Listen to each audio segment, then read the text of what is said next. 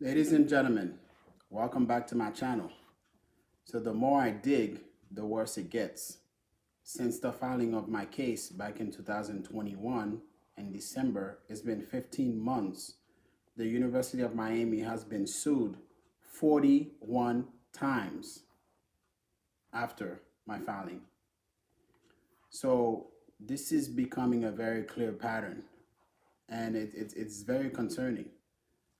From overcharging patients for their care by ordering additional labs, where the University of Miami settled a case with the government for $22 million, to mismanaging their employees' money, where they settled that case for $1.9 million, to multiple discrimination cases where they fire a prominent physician discriminatory in a discriminatory fashion, and hired white physicians that were not as competent as she was. And these doctors are multiple malpractice cases from those 41 cases that I've looked at. I made a very short video where I'm going to show you how to go through and access these cases for free from all these public knowledge. So it's very important to understand how systemic racism is perpetuated. In addition to the, the university ignoring their own policies about non-discrimination, it's important to see this pattern even at the court levels. In an institution with 41 lawsuits and less than in just over a year, is causing a clog in the system. It's causing more damage than good to the population. So it's important for the viewers to understand, and hopefully the higher courts can take action against that to see what is the pattern here. Why is University of Miami continuing on this pattern? All these cases, if they were being properly disciplined, this would not continue. Do they have somebody in there? Do they have a friend in the courthouse or multiple friends? This is a very old institution with alumni in all sectors of professional work. They have a bunch of doctors and lawyers that alumni. Even the Miami mayor, I reached out to her. She didn't take action or even wanted to discuss with me what was going on. Come to find out that that mayor is also an alumni.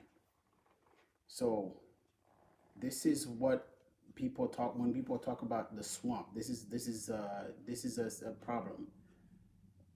It's a mismanagement of taxpayer dollars for the state of Florida to be subsidizing, technically subsidizing, a nonprofit organization, not collecting taxes from them. They're making billions of dollars in revenue. They're claiming to be nonprofit. $4.24 billion in 2020 during the height of COVID.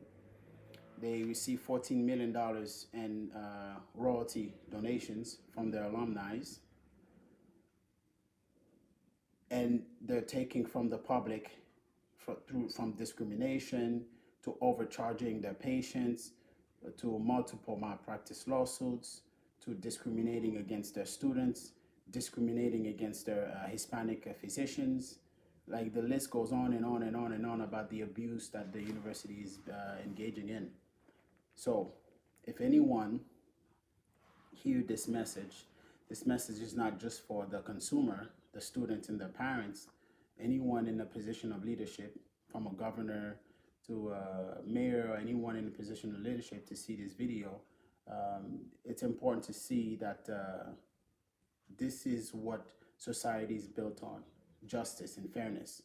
When you allow an institution to continually abuse their customers, things like that lead to not just a waste in public resources, taxpayer dollars, but also unrest. People get upset, people get resentful. people start protesting. And good leadership is to prevent, you know, your public, the customers from having this impression that you guys are not handling these malicious institutions, right? So I saw one of the cases where it was an employee of that got injured, and this person came and got care with their insurance, employment injury, and then turn around and still send them a bill, right? There was another case.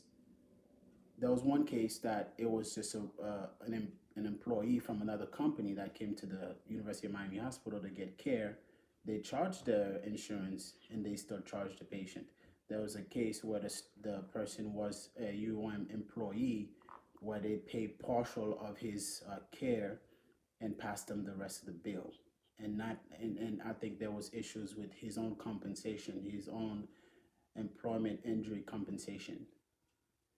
So is taking from their customers, they're taking from their employees, they're discriminating and taking the money from their students, they're firing Hispanic physicians that complains about discrimination and unfair payments, right? Unequal payments to their peers.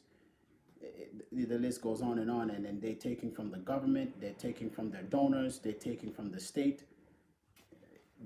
When I say taking from the government, meaning like that overcharging Medicaid and Medicare, ordering excess labs on patients that didn't need those labs. It goes on. The more I research, the more I dig into their laundry, it's the worse it gets.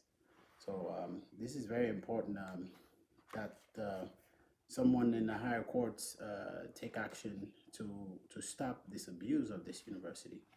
Having said that, I'm going to try to do the Series 1 Part 4 today and see if I could post it to speak more about the retaliation acts of Dr. Hushman, Dr. Gomez, Nicole Gomez, and Dr. Vladinov and Dr. Gonzalez. Having said that, thank you so much.